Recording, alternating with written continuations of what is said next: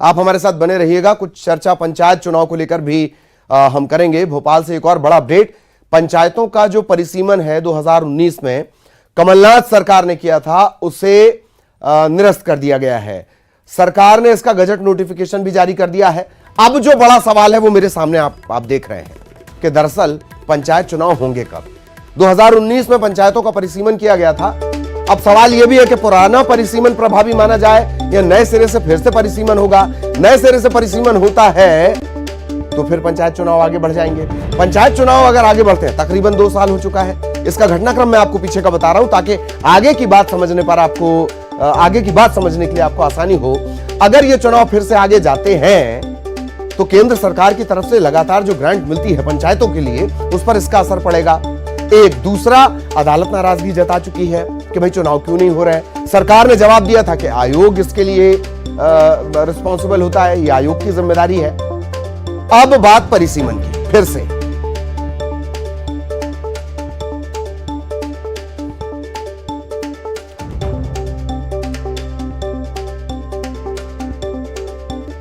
और परिसीमन निरस्त होने का जो गजट नोटिफिकेशन जारी किया गया है, इस पर कांग्रेस की तरफ से ट्वीट भी आया है। सईद जाफर हैं, उन्होंने ट्वीट किया है कि क्या भाजपा सरकार पंचायत चुनाव से डर रही है?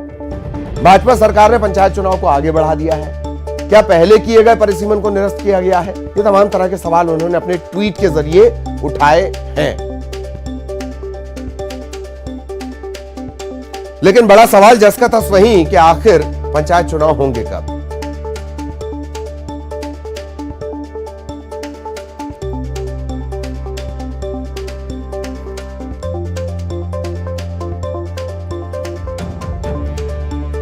और इस वक्त 2 खास मेहमान सैयद जाफर साहब हमारे साथ जुड़े हुए हैं, डॉक्टर हितेश वाजपेयी हमारे साथ जुड़े हुए हैं। जाफर साहब, सबसे पहले आपके पास, अगर परिसीमन निरस्त किया गया और आपको ये लगता है कि भाजपा डर रही है, कोई खास वजह? महत्वपूर्ण बात ये कि लगातार ये जनता मांग कर रही है कि 2 साल का कार्यकाल पंचायतों का हो चुका है, नया चुनाव होना चाहिए। साथ भी हाई कोर्ट ने भी निर्वाचन आयोग को भी और सरकार को भी ये निर्देश भी दिया और उनसे अभिमत मांगा कि आप चुनाव कब कराएंगे। निर्वाचन आयोग ने अपना हल्फनामा दिया कि हम तैयार है चुनाव करने के लिए। सरकार ने टाइम मांग लिया, ये भी अपनी जगह सही है। लेकिन सबसे महत्वपूर्ण बात ये कि 2 साल पहले परिसीमन किया गया था, जिस परिसीमन से लगभग 1200 से अधिक ग्राम पंचायतों का गठन किया गया था, उसको अचानक भारतीय जनता पार्टी की सरकार ने परिसीमन को निरस्त क्यों कर दिया? और ये सबसे महत्वपूर्ण बात ये कि ऐसा कोई भी नियम ललित जी आज तक एक्ट में नहीं है। ना ही भाजपा की 15 साल से सरकार रही है, ना भाजपा सरकार ने ये नियम कभी लाया।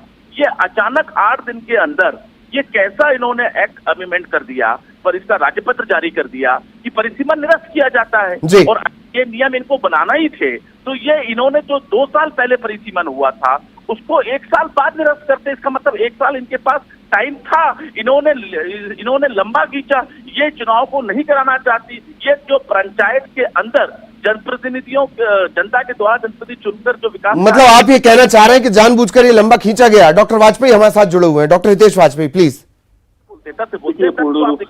ठीक, जाफर साहब अब सुन लेते हैं, जवाब सुन लेते हैं प्लीज। ये पूर्ण रूप से ललित जी राजनीतिक चर्चा है। भाई आप बार बार बोलते हो हाई कोर्ट ने चुनाव आयोग ने, हाई कोर्ट में तो सरकार कहाँ से आ गई? दूसरी चीज, गजट नोटिफिकेशन संविधान के विरुद्ध है। यदि आपको लगता है तो आप तो हाई कोर्ट चले आइए, सरकार को बर्खास्त करने की बात करो। ऐसे तो मजाक होता है क्या? गजट नोटिफिकेशन को गैर संवैधानिक होता है। तीसरी बात, पंचायत के चुनाव में जब दलगत होते ही नहीं है तो ये दल क्यों गुजरे उसमें दल करने के लिए? भाई ग्राम सभा की जो व्यवस्था है उनको इंडिपेंडेंट रहनी चाहिए। चौथी बात, भाई सरकारों का हस्तक्षेप है तो हम ये मान ले कि कमलनाथ ने जो 1200 पंचायतें उसमें जोड़ी हैं और 102 पंचायतें जो हटाई हैं, वो राजनीतिक दृष्टिकोण से आप लोगों ने हस्तक्षेप किया था क्या उस समय चुनाव आयोग में? जी, एक और कि आप डर रहे हैं, इसका जवाब प्लीज डॉक्टर वाजपेयी। बीजेपी को डर है किसी तरह का?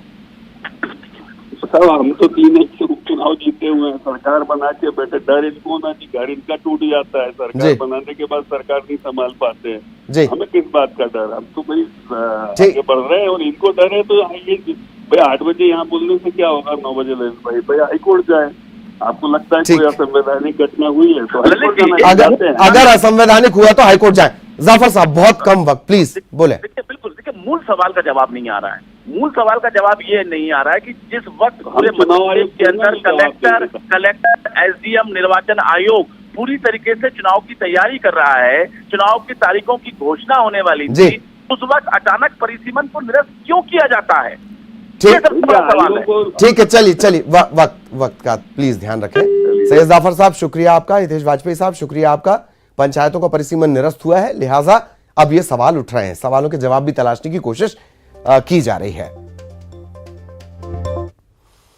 और इस वक्त भोपाल से एक और अहम खबर।